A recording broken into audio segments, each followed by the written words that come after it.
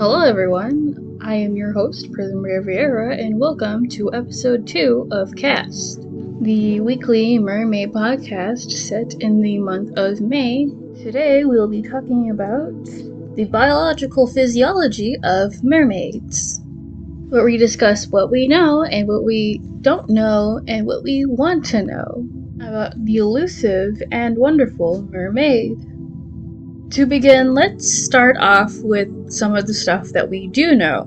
These are observations and findings from our fellow fishermen and mermaid fanatics alike. What we do know is that they are half fish, half what appears to be maiden, and while what we primarily assume to be female, there is an assumption that there could be a male, but it is highly diminutive in size due to sexual dimorphism, or it's like a Pokemon in the sense that it has a really weird gender ratio where it's primarily female and not primarily male. This also can be concluded as they have genetics similar to insects where they are beyond our comprehension, and assigning traditional human-like genders is completely incorrect to what they actually are. But some believe that they have found a merman, even a mertwink, perhaps. Though some believe that mertwink is a dated term and the proper term is more akin to mermaid femboy. But what we do know is that they are highly intelligent, they curate complex societies, and that they utilize tools and in some cases clothing. The one defining feature that we do know for sure about them is that they use their tail, their fish-like tail, to propel themselves in the water as their main mode of transportation. On further research, we did notice that we have found some fish that displayed similar but not exactly the same type of fin protrusions. These fin shapes often belong to the flying fish or the flying cod, also known to some as the Exocoetidae, which belong to the order Beloniformes and the class Actinopterygii. These type of fin shapes have been found more on the lighter surface-skipping mermaids, the ones that we have found to be most human-eccentric and more likely to be found boarding ships to steal humans and some of their goods. It is theorized that this type of mermaid is what inspired the Disney iteration of The Little Mermaid. Ricky Rat, do not come for me, this is fair use. Another type of fish fin shape that we found is belonging to the tuna. More importantly, the Neothunus, which belongs to the order Secombriformes and the class Actinopterygii, which is the same class as the before flying fish, also known as the flying cod in some places.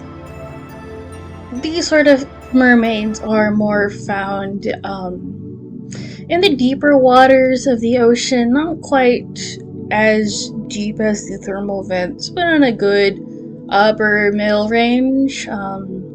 These are harder to find, more elusive, and more siren-like in appearance, and also in the mannerisms. It is assumed that these mermaids only come to cause disaster, though some have found that these also have no correlation to the type of mermaid. It is just perhaps circumstance.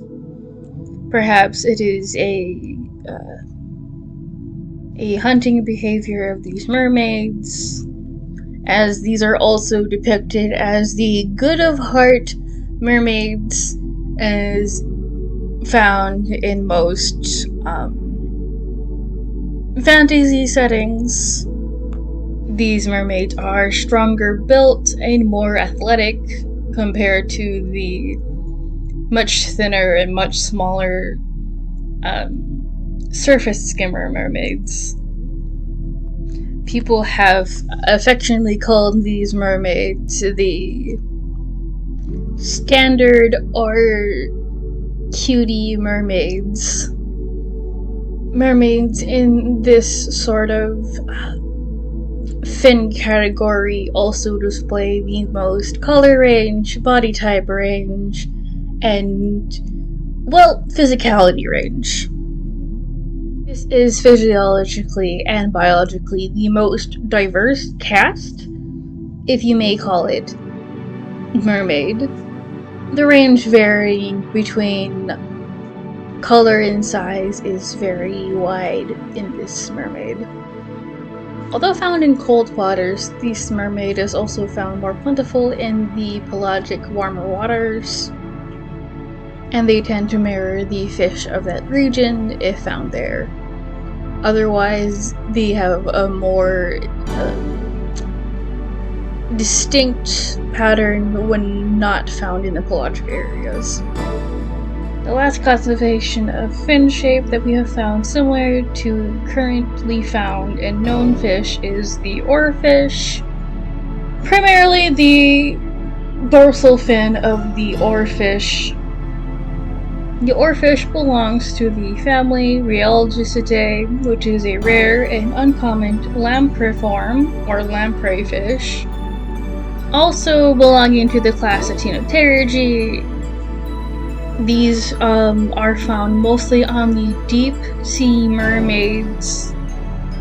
There are assumedly more types of deep sea mermaids mirroring other deep sea fish, but this at the moment is the most common type of fish formation.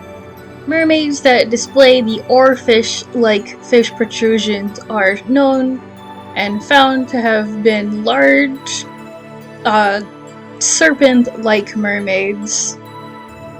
These mermaids are completely meat eaters, also known as scavengers to some. It is not uncommon to explore a large sunken ship and find that a lampriform or a oarfish-typed mermaid is hiding there as it made its nest there. It's often found or theorized that these larger lampriformed or oarfish-shaped mermaids have taken up a more matriarchal or mayoral type of leadership around these large, complex societies that the mermaids have made for themselves. Not all complex societies that mermaids form themselves have lampriform-typed mermaids as their leader. Some have the flying fish, flying cod, or the tuna as their leader. It appears that it is solely location-based, and how varied and large these societies are. What is important to note is that the similarities in these fin-shaped types, they are all from the class Actinopterygii, which are also known as ray-finned fishes.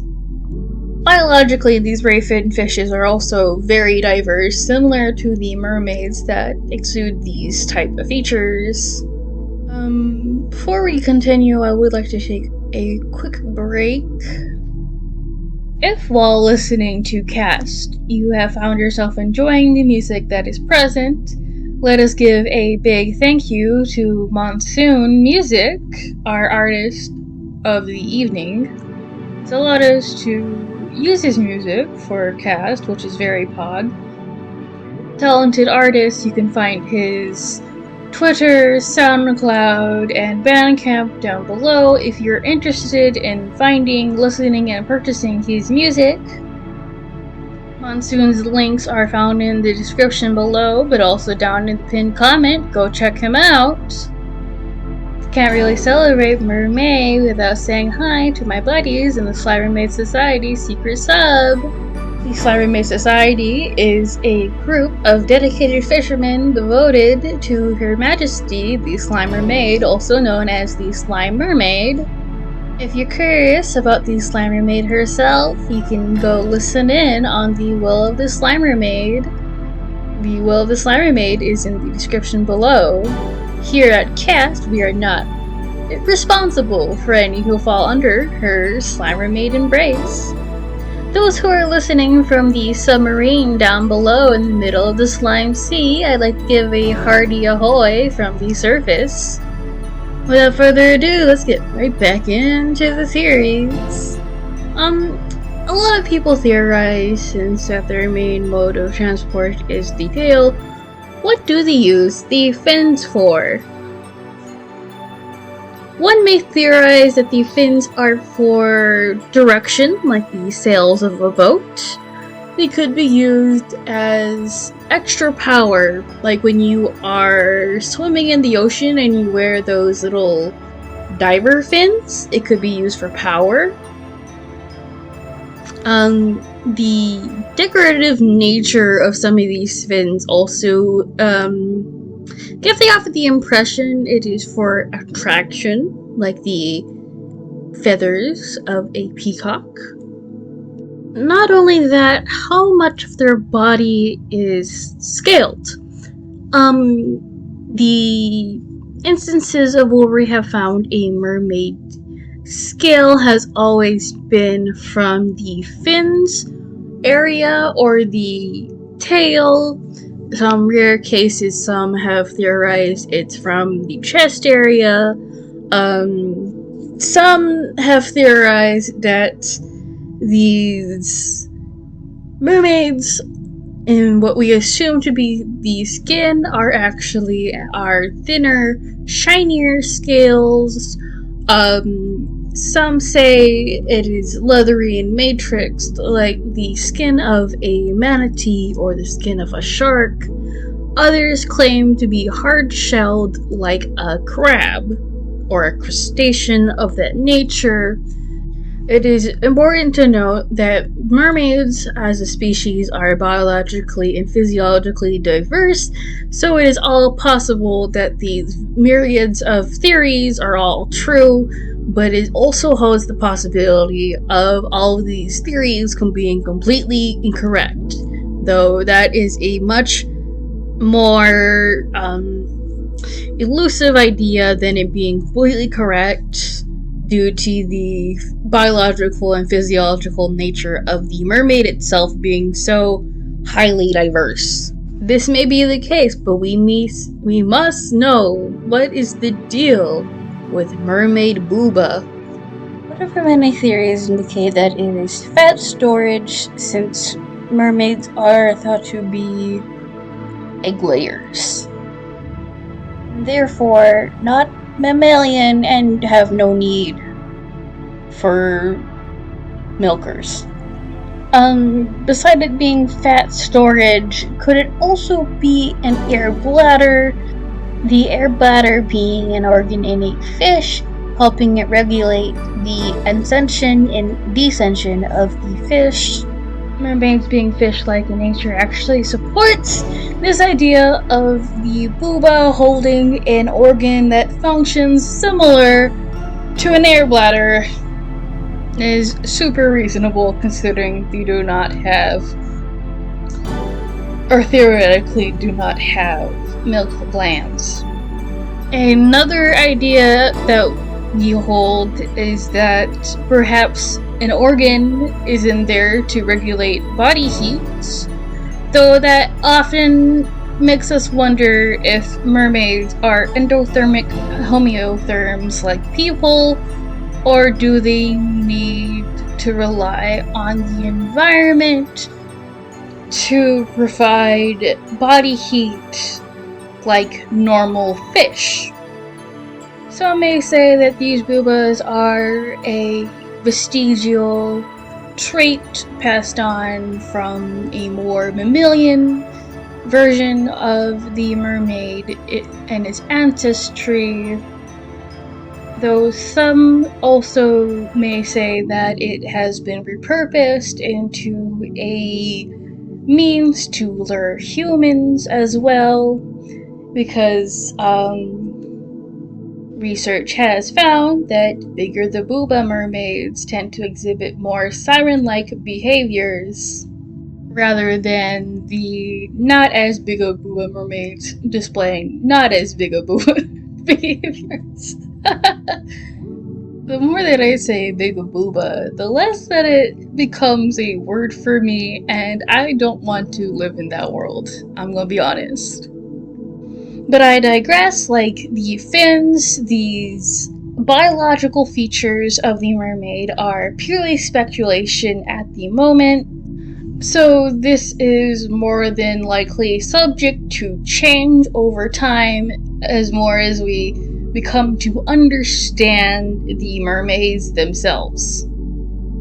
If you have your own mermaid theories that contradict or support the ones that I have right now, put them down in the comments below. Also, just put down your favorite mermaid theories down below as well. And of course, we will be looking forward to next time for cast number 3, the symbolism of mermaids for dummies. Of course, there is also still time if you want to be featured in our next episode of Reel for Mermaid Artist of the Week. Just let us know down in the description below or on Twitter. Links to my Twitter is in the description, as well as my other sites and my card. Not only the description, but also the pinned comment down below. I was your host of the evening, Prism Riviera, and I hope to see you soon. Goodbye.